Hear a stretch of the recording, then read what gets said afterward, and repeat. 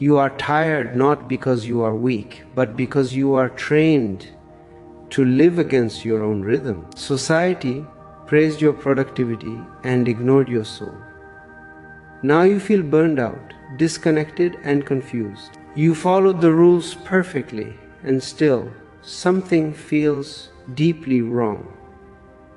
That wrongness is intelligence waking up. In this message, I'm going to show you how productivity became a subtle form of control. You will see why doing more has not made you happier, why constant effort creates inner conflict, and how society trained you to measure your worth by output. I will show you a different way of living where action flows from awareness, not pressure, and where rest is not guilt, but intelligence. When this understanding settles, work no longer exhausts you, and life no longer feels like a race. Almost everyone today feels busy yet unfulfilled. People are praised for being productive while quietly feeling lost. They push harder, plan better, optimize more, and still feel disconnected from joy. Society never asked whether this way of living makes you whole. It only asked whether you perform. And slowly, productivity replaced presence, speed replaced depth, and doing replaced being. In this talk, I will dismantle the myth of productivity. I will show you how effort became worship, how rest became guilt, and how time management replaced inner clarity. I will take you into the roots of this conditioning and reveal how a life driven by pressure creates inner violence. I will also show you what real action looks like, how awareness changes the way you work, and how life becomes effortless when you stop fighting yourself. What seems normal today is deeply unnatural, and once you see it clearly, you cannot return to the old madness. Now we move forward gently, because this is where the roots lie. What I am about to share was hidden in plain sight, accepted so completely that it stopped being questioned long ago. Productivity did not grow out of human joy, creativity, or intelligence. It was born out of control. It emerged at the moment society stopped trusting life and started managing it. This is where the lie began. Before clocks ruled your days, life moved with the sun. Work happened when energy was present. Rest happened when the body asked for it.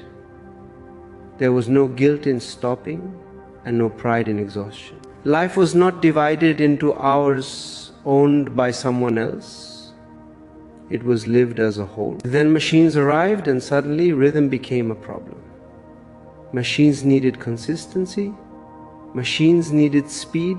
Machines needed obedience. And slowly, very slowly, human beings were asked to behave the same way. This was the moment productivity was invented not as a path to fulfillment, but as a system to extract energy. Time was broken into pieces. Those pieces were labeled, measured, sold, and controlled. The clock replaced the sun. Schedules replaced intuition.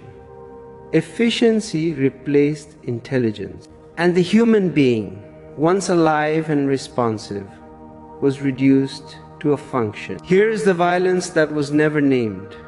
You were taught to live like a machine, while still having the heart of a human. Machines do not get tired in the same way. Machines do not feel empty. Machines do not rebel inwardly. Humans do. And this inner rebellion is what you now call strati and burnout. In factories, this system was obvious. Bodies moved in lines. Repetition ruled. Output mattered more than life. Later, the same system entered offices, schools, homes, and even minds. You no longer needed a factory to enforce productivity. You carried it inside. You learned to push yourself even when no one was watching. The prison no longer needed walls. This is why productivity feels moral. It was taught that way. Hard work became virtue. Rest became suspicion. Slowness became failure. And anyone who moved differently was labeled lazy, unambitious, or weak. This labeling trained fear. Fear keeps people obedient better than chains ever could. Human beings were never asked whether this way of living made them whole.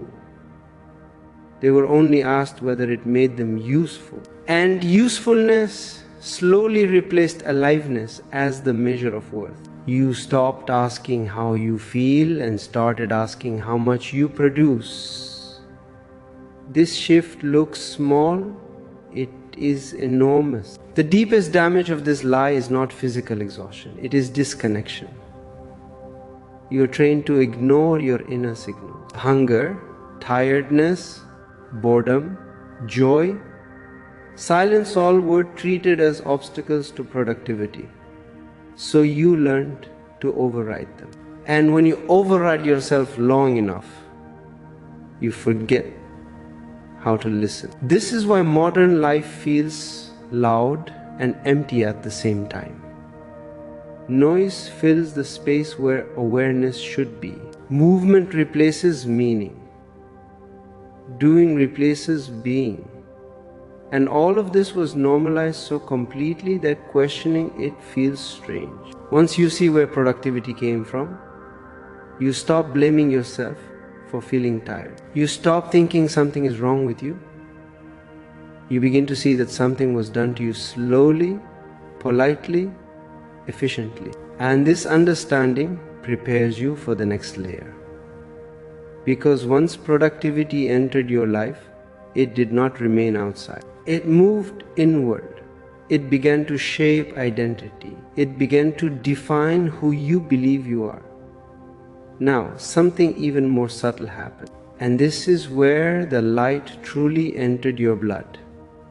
Productivity did not stay outside as a system of work. It moved inward and began to shape identity. You were no longer valued simply for being alive. You were valued for doing. Slowly, quietly, without any announcement, being stopped, being enough.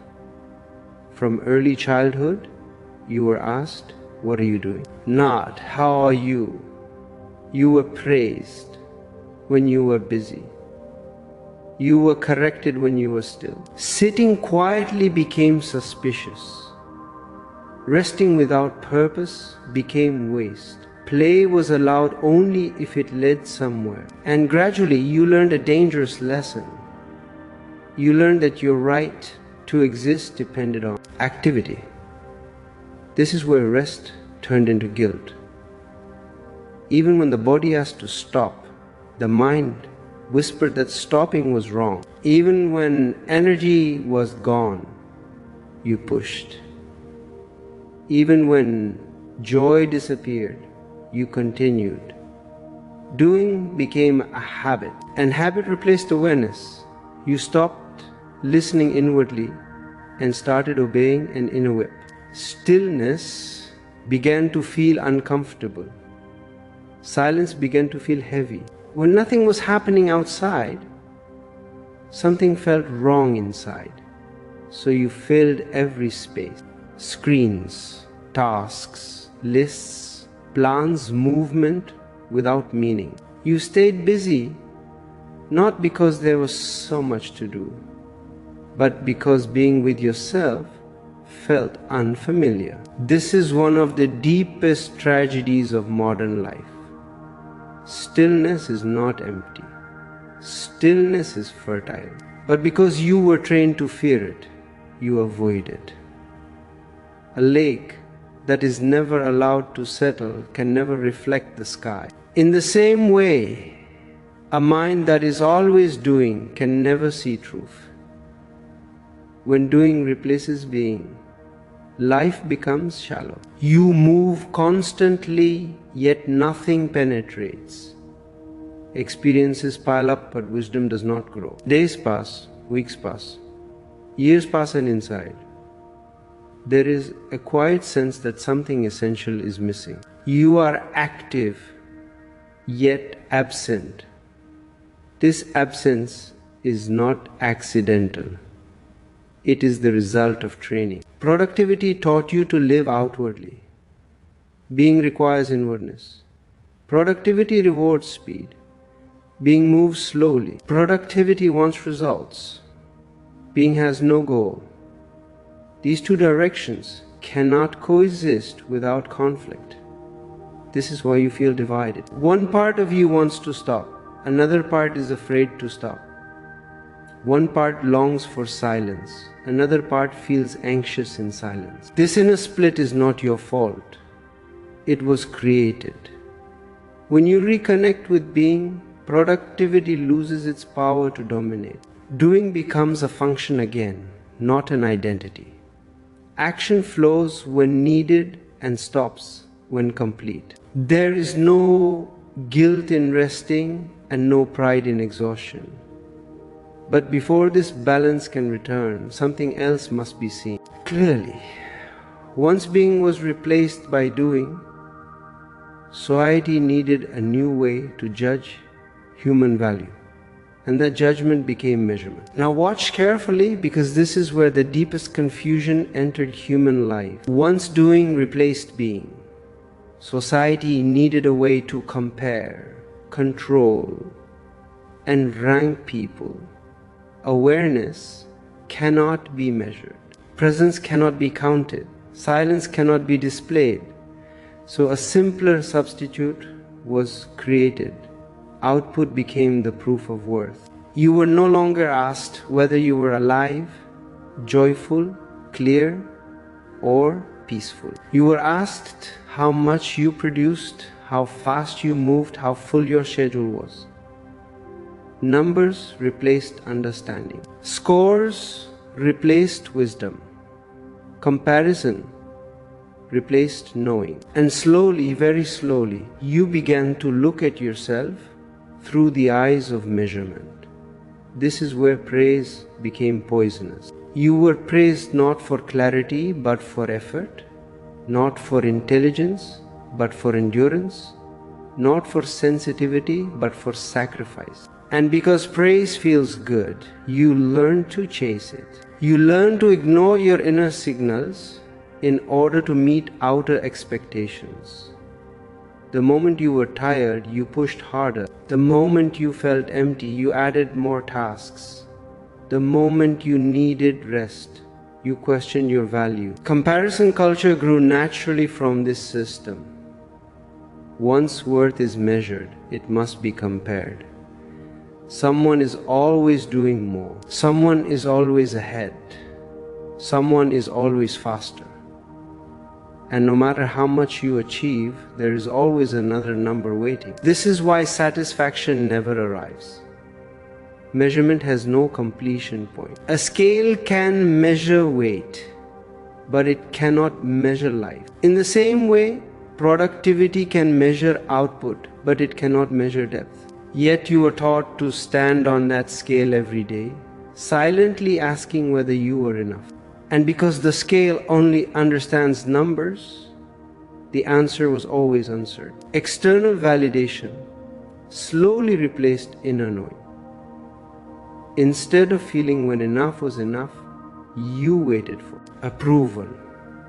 Instead of listening to your body, you listened to deadlines.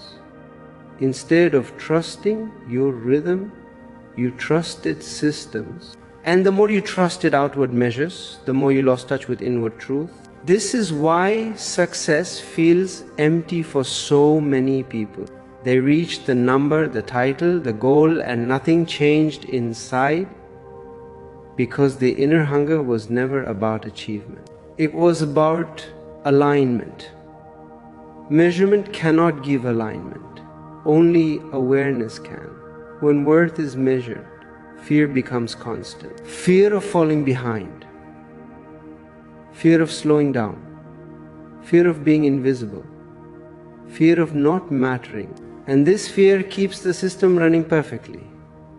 You police yourself, you push yourself, you exhaust yourself. No authority is needed anymore. Once you see this clearly, shame begins to dissolve. You realize that the feeling of never being enough was planted. It was not discovered. It was trained. And what is trained can be unlearned. This understanding opens the door to a deeper truth, because once worth is measured, exhaustion becomes normal. And when exhaustion becomes normal, violence enters quietly. Now we reach a point that is rarely spoken about honestly, because it is hidden behind praise, admiration, and respect. Busyness looks harmless. It even looks noble. But busyness, when it becomes a way of life, is a quiet form of violence. Not violence against others, but violence against yourself. Exhaustion was slowly normalized. Tired faces became symbols of dedication.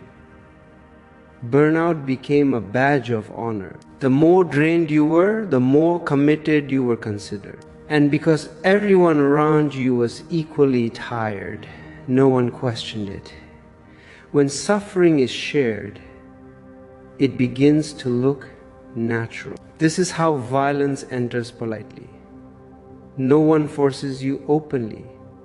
No one threatens you directly. You simply absorb the belief that pushing yourself is necessary, that ignoring your limits is mature, that listening to your body is weakness. And so you learn to silence pain instead of understanding it. Inner emptiness is the price paid for this silence. You keep moving, but joy does not move with you. You stay busy, but meaning stays behind. The schedule is full, yet something essential is missing. And instead of stopping to feel this emptiness, you fill it with more activity, more work, more goals, more noise. Busyness is the perfect distraction.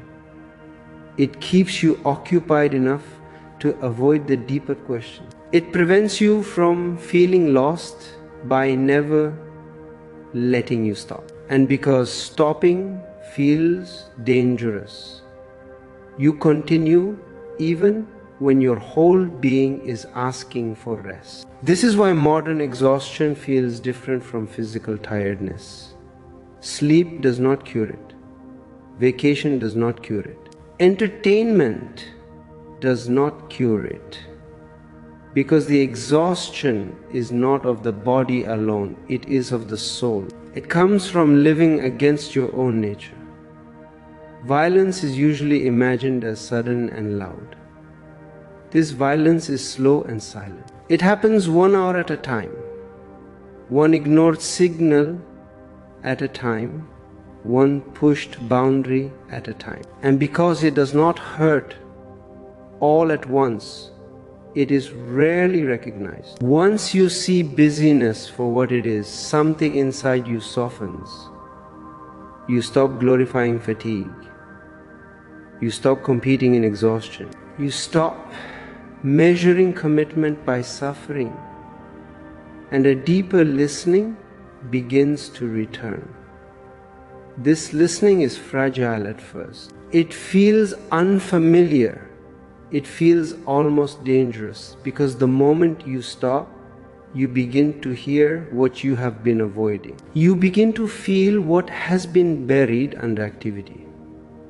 And this is why the next understanding is so important. When productivity becomes identity and busyness becomes violence, something vital is lost. The ability to listen inwardly disappears. And without that inner listening, you become disconnected from yourself. This is where the real cost of productivity begins to reveal itself. Now, something strange happens the moment you slow down. And this is where many people turn back before understanding can deepen. When busy stops, when the noise fades, when there is no task demanding your attention, discomfort arises. Not peace, not relief, discomfort. And this discomfort is not natural, it is conditioned. Stillness feels uncomfortable because you were trained to associate movement with safety. As long as you're doing something, you feel justified. You feel acceptable. You feel protected from judgment, especially your own. The moment you stop, an old voice appears. It whispers that you are wasting time, that you are falling behind, that you are doing something wrong. This voice is not intuition, it is conditioning. Silence exposes what activity has been hiding. When you stop moving, thoughts surface, feelings rise, unfinished emotions ask to be felt. And because you were never taught how to sit with yourself, this inner movement feels threatening. So you escape again into doing. Not because stillness is dangerous, but because you have forgotten how to be with it. This is why people say they cannot meditate, cannot rest, cannot sit quietly.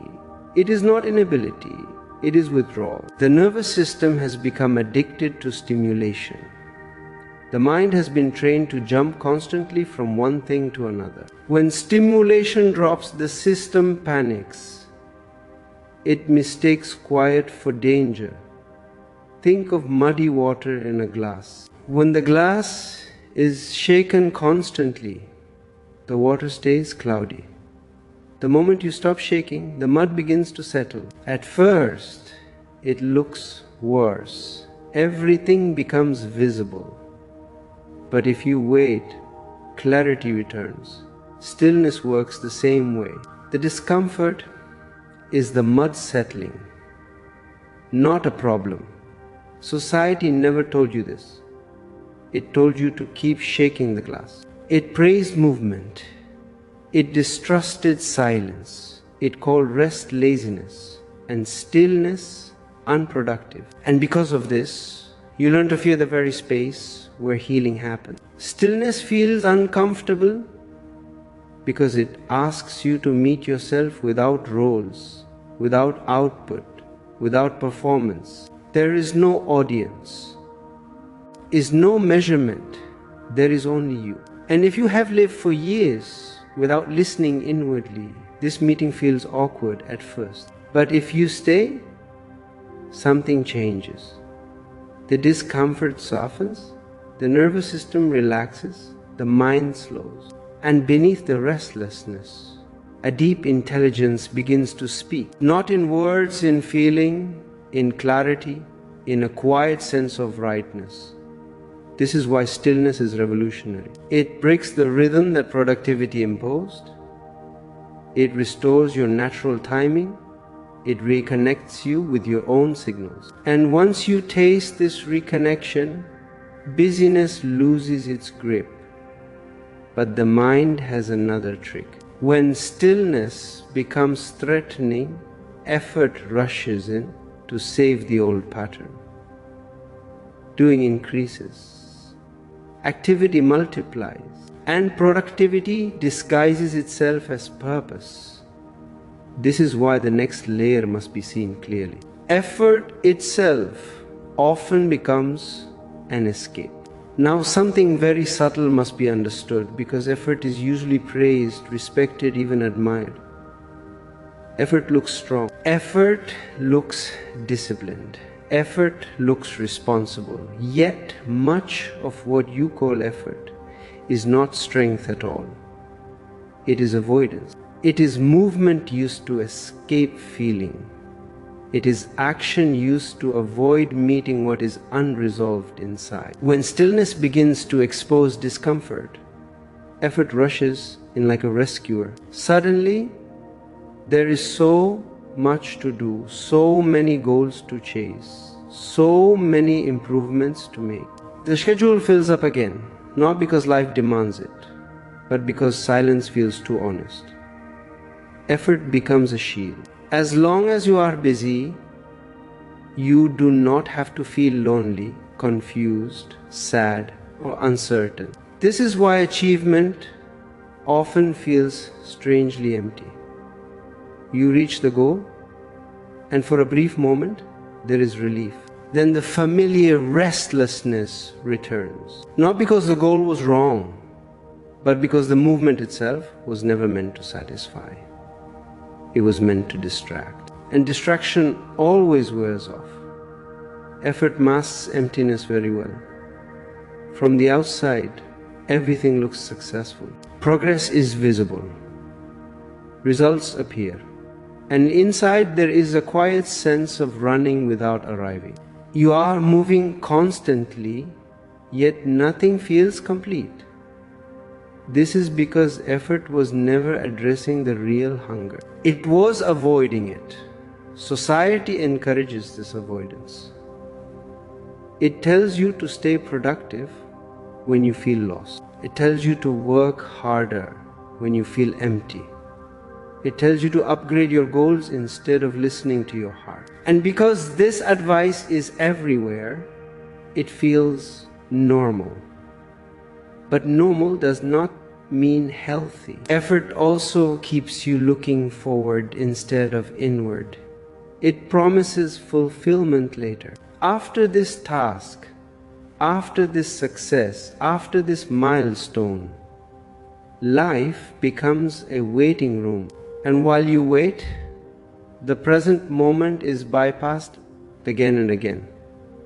Think of someone running from a shadow. The faster they run, the faster the shadow follows. Effort works the same way. The more you use it to escape feeling, the more persistent that feeling becomes, because what is avoided does not disappear. Waits. This is why true rest feels frightening at first. Without effort, there is nothing to hide behind. No momentum, no justification, just presence. And presence asks you to feel what effort has been covering. Once you see effort as avoidance, a deep shift begins. You stop worshipping strain. You stop equating exhaustion with virtue. You start asking whether action is arising from clarity or from fear. This question changes everything. When effort drops, not all action stops. Only false action stops. What remains is movement that is clean, necessary and complete. And from this clarity, another truth reveals itself. Because the discomfort you were avoiding has a name. It is anxiety. Now we must look directly at something that troubles almost everyone today, yet is rarely understood at its root. Anxiety is not the enemy. Anxiety is not a personal failure. Anxiety is a signal. It is the body and mind saying that something essential has been ignored for too long. But instead of listening to this signal, society teaches you to fight it, suppress it, or outrun it. Anxiety is born when the nervous system is never allowed to rest.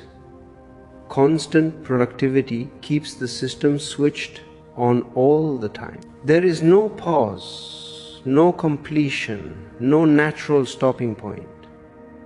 The body was designed for waves of activity and waves of rest. Productivity removes the rest and demands constant readiness.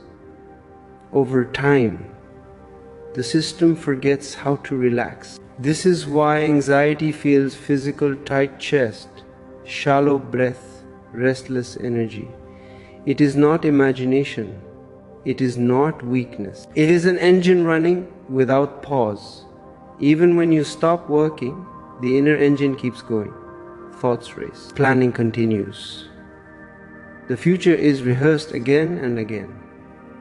The present moment is never fully entered. Society treats anxiety as a problem to be fixed so productivity can continue. But anxiety is not the problem. It is the consequence.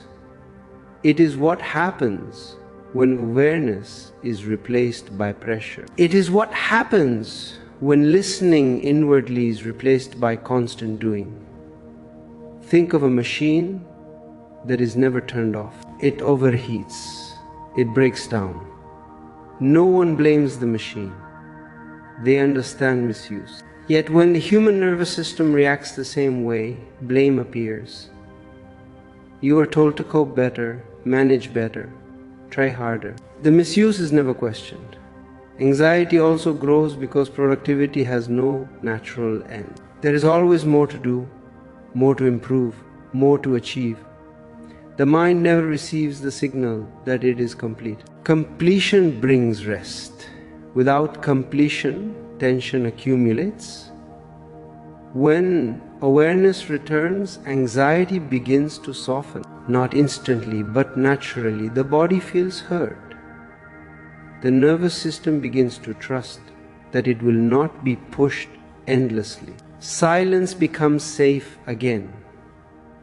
Stillness becomes nourishing instead of threatening. This is why no technique can permanently solve anxiety while productivity remains unquestioned. You cannot calm a system that is still being whipped. True calm comes when the whip is dropped. As you begin to see anxiety as intelligence, not pathology, compassion for yourself deepens. You stop fighting the symptom. You start looking at the cause.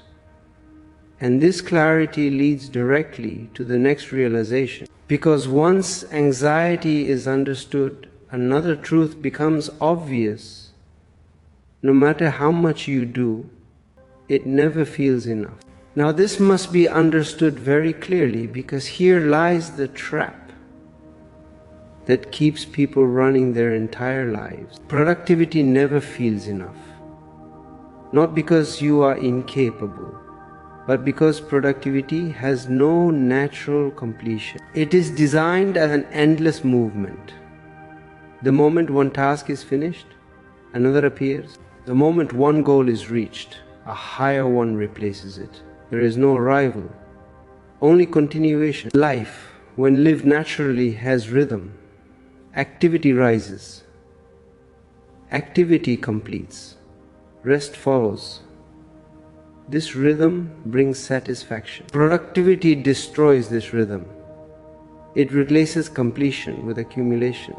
You do not finish, you add. And adding never satisfies, because satisfaction needs an ending. This is why even your successes feel strangely empty. You achieve what you wanted, and for a moment there is relief. Then restlessness returns. Not because something is wrong with you, but because the system you are living inside does not allow rest to last. It quickly demands more proof, more output, more evidence of worth.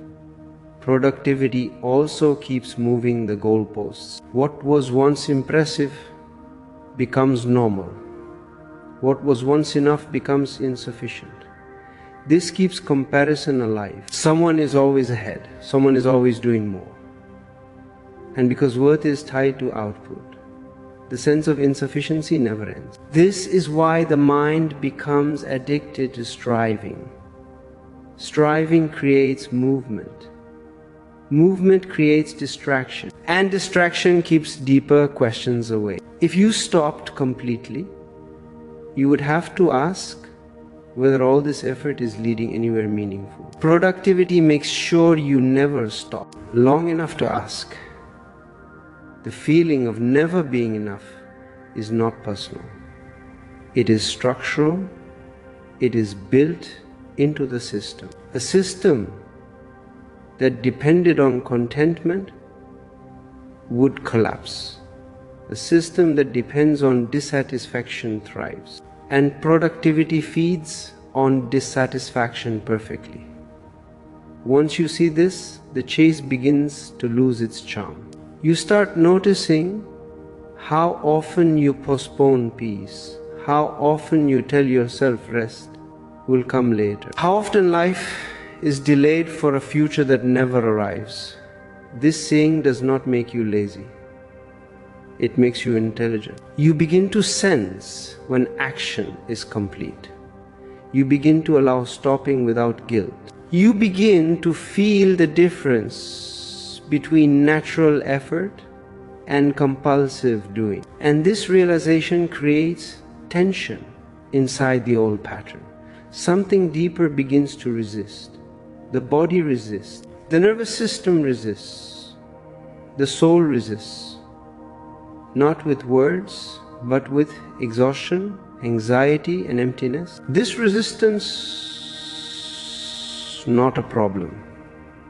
It is a signal that effort has gone too far.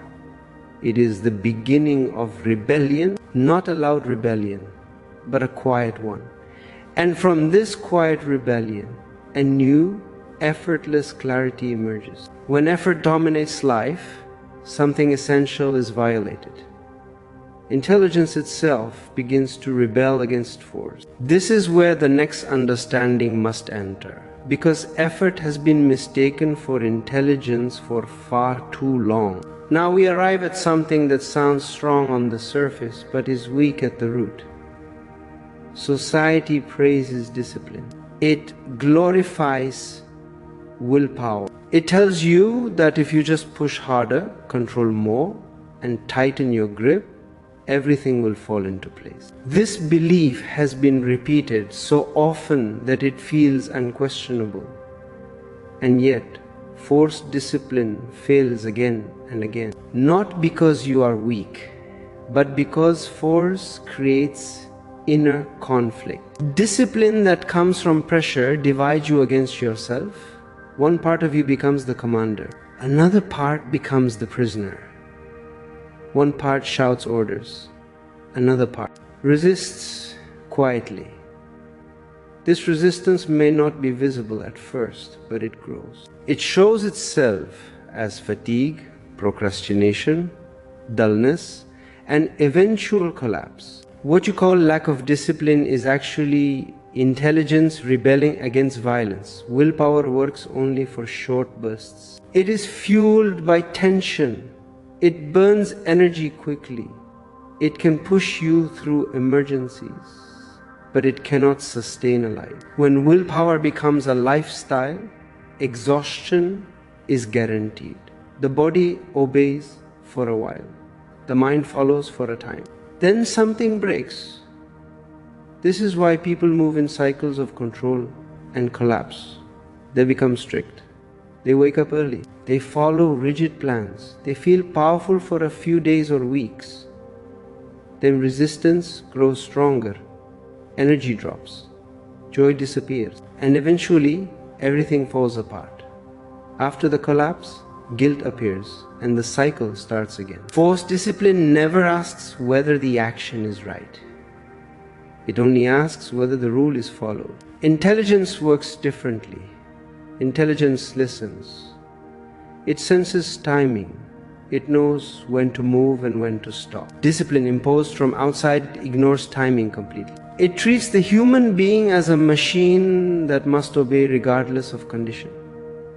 This is why discipline feels heavy. It requires constant effort.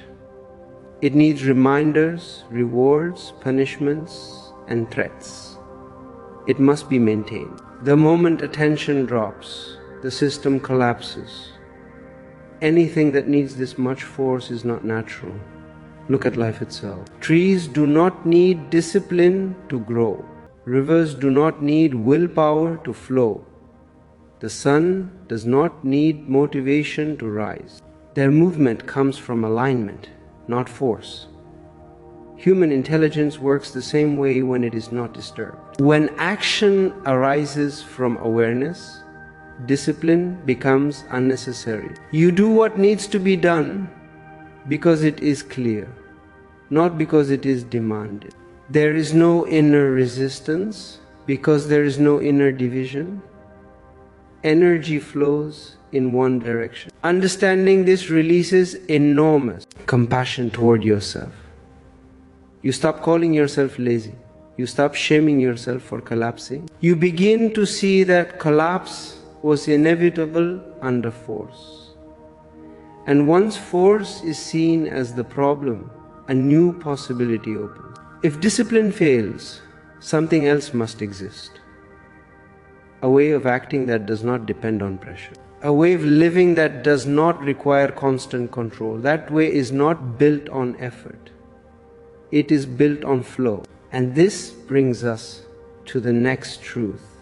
Because real movement does not need to be pushed. It happens naturally when clarity is present. Now we move into a space that feels almost unbelievable after a lifetime of forcing. Once effort loosens its grip, once discipline is no longer used as a weapon against yourself, something else begins to operate. Action starts happening without pressure. Movement appears without strain. This is flow, and flow is not something you create. It is something that happens when resistance ends. Flow is intelligence in motion. It does not argue. It does not push. It does not demand. It listens first, and then it moves. This is why flow feels light. Even when the work is intense, the energy is not leaking through inner conflict. Everything is moving in one direction. There is no fighting the outer yes. Pressure destroys flow because pressure comes from fear of falling behind, fear of being worthless, fear of stopping. Flow has no fear. Flow arises when awareness is present and trust in life has returned. You act because the moment calls for action, not because a rule demands it. This is why flow cannot be scheduled in the same way effort can. It respects rhythm. Some days are full of movement. Some days are quiet. Both are part of intelligence. When you allow this rhythm, energy multiplies. Instead of depleting, you do less yet accomplish more. Not more in quantity, but more in depth. Think of the difference between a dance and a march. A march follows commands. A dance follows music. The march exhausts. The dance energizes. Flow is like dance. It responds. It adjusts. It enjoys movement for its own sake. Effort is like marching. It obeys even when the body and soul are tired. This is why people in flow often lose track of time. Time disappears when there is no inner resistance. Pressure keeps checking the clock. Flow forgets it. Pressure worries about results.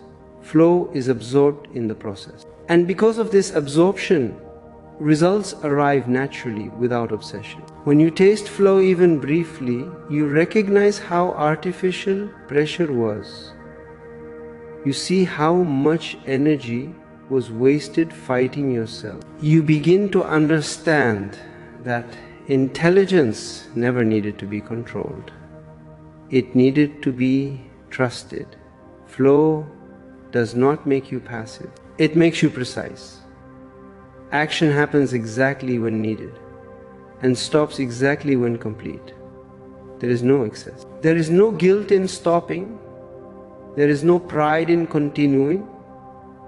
There is only alignment. As flow becomes familiar, another distinction becomes clear. Effort pushes from the mind. Intelligence listens from the whole being. And this listening changes the quality of every action. This understanding opens the door to a deeper sensitivity. Because once pressure drops, you begin to notice subtle signals that were drowned out before. You start listening to energy itself. Now something very fine and delicate becomes visible, something that was always present but drowned out by noise. When effort dominated your life, listening disappeared. You were trained to push through signals, not hear them. Tiredness was ignored. Boredom was overridden. Resistance was judged. But intelligence speaks only in these quiet signals. When you stop listening, intelligence cannot guide you. Effort pushes from the mind. It decides in advance. It sets targets. and demands obedience. It does not ask whether the body is ready, whether the energy is available, whether the moment is right. It simply orders movement. And because it ignores reality, it creates friction. Friction creates fatigue.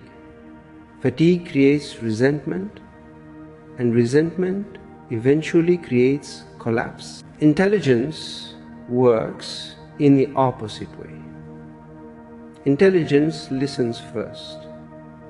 It feels the body. It senses the mood. It notices the quality of the moment.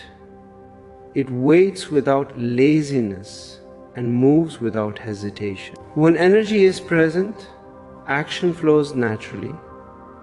When energy is absent, rest happens without guilt. This is not irresponsibility. This is precision. Listening does not mean indecision. It means responsiveness. You are not frozen. You are available. You respond to what is real now, not to an idea created yesterday. Effort follows plans. Intelligence follows life. This is why effort feels heavy even when it succeeds. Something inside you knows it was forced. Intelligence feels light even when the work is demanding, because nothing inside is being violated. There is cooperation instead of conflict. Listening also restores trust in yourself. You stop relying on external schedules to tell you when to move. You stop needing punishment or reward to function. You become self-regulating again, like nature. Nature does not rush. Nature does not delay. It moves when the conditions are right. When you begin listening, productivity changes its meaning. Work becomes responsive rather than compulsive.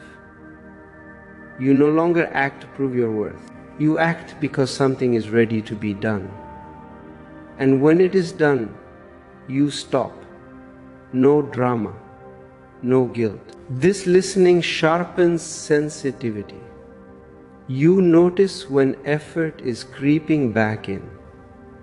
You notice when fear is driving action. You notice when momentum is false. These notices are quiet, but they are powerful. They prevent exhaustion before it happens. Once intelligence is trusted, pushing becomes unnecessary.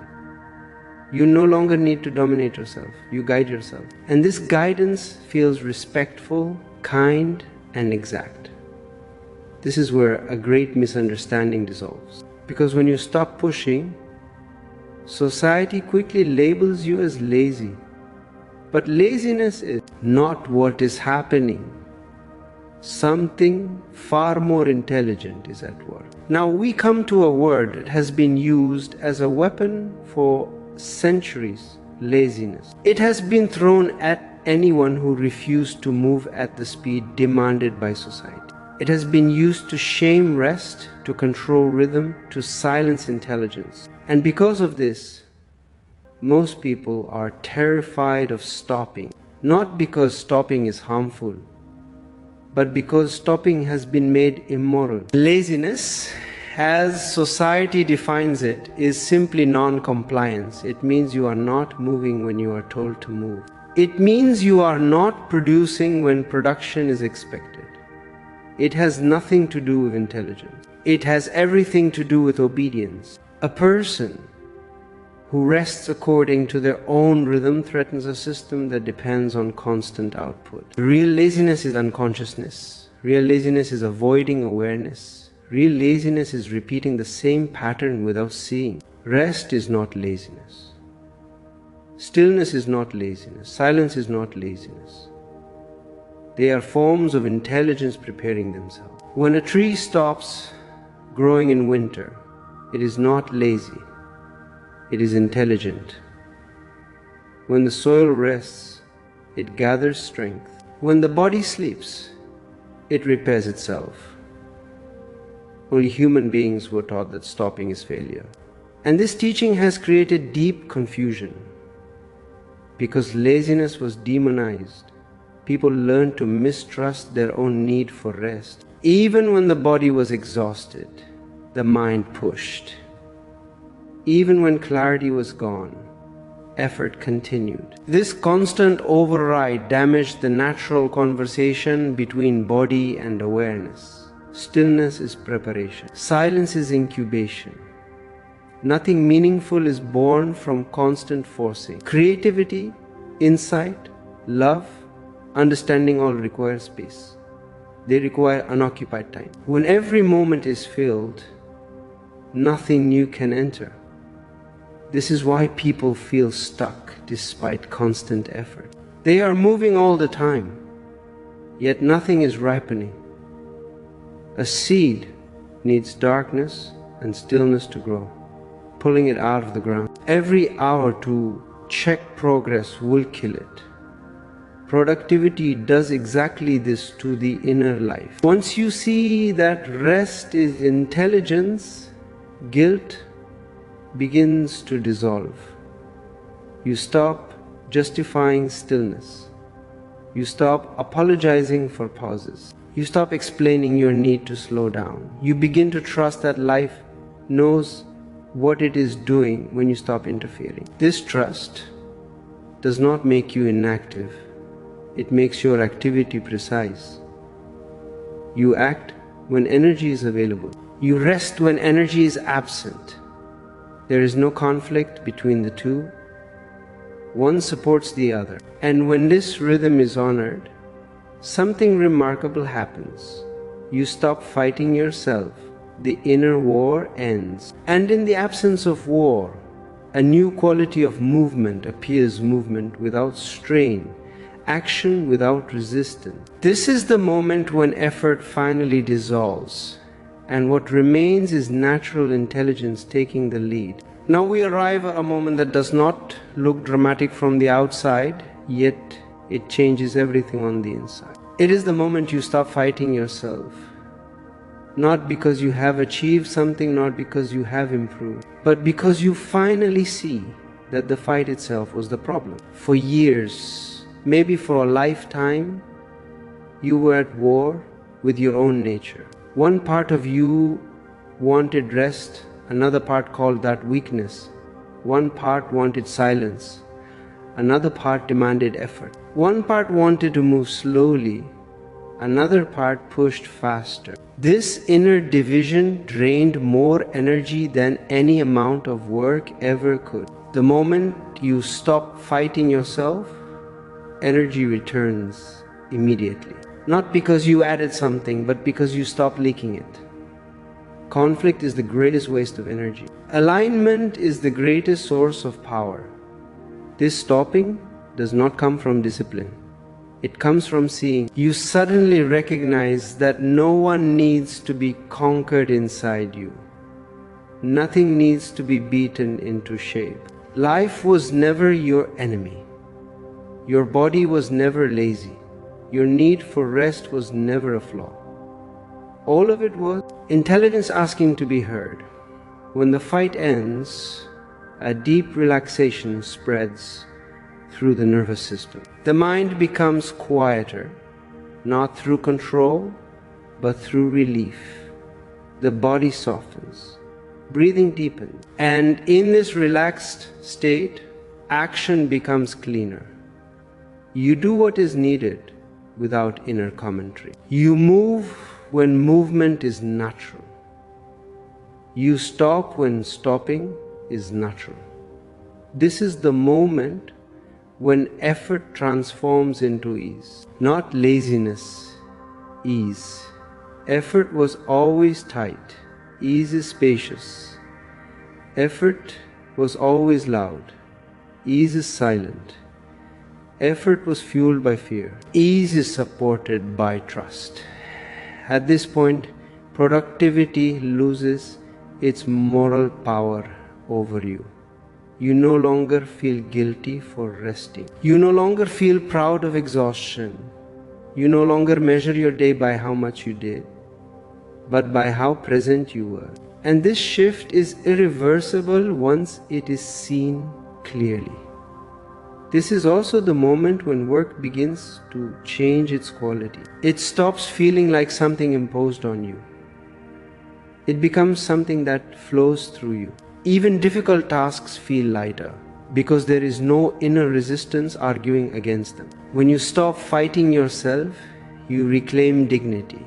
You stop treating yourself as a problem to be fixed. You stop living under constant self-surveillance. You trust that awareness is enough to guide action. This is not the end of movement. It is the end of struggle. And from this end, a new relationship with work becomes possible. No longer hurts you from the inside. It becomes expression instead of punishment. Once effort drops, something extraordinary opens. Action can exist without inner violence, can happen without exhausting the soul. And this is where the next understanding must unfold. Now we step into a very different quality of living, one that feels almost unreal if your whole life was shaped by pressure. When effort drops, when the inner fight ends, action does not disappear.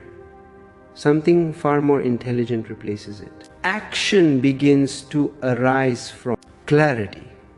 Action from clarity is quiet. It does not announce itself. It does not need motivation.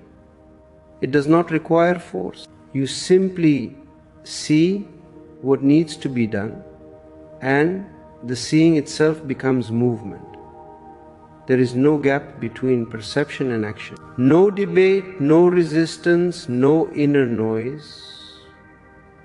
This is how life functions everywhere except in the human mind. When the stomach is hungry, eating happens. When the body is tired, rest happens. There is no guilt in stopping and no pride in moving. Action and rest follow understanding, not rules. Clarity is not thinking. Clarity is seeing. When you see clearly, action is obvious. Confusion creates effort. Clarity removes it. This is why effort feels heavy and clarity feels light. Effort pushes through uncertainty. Clarity moves because uncertainty is.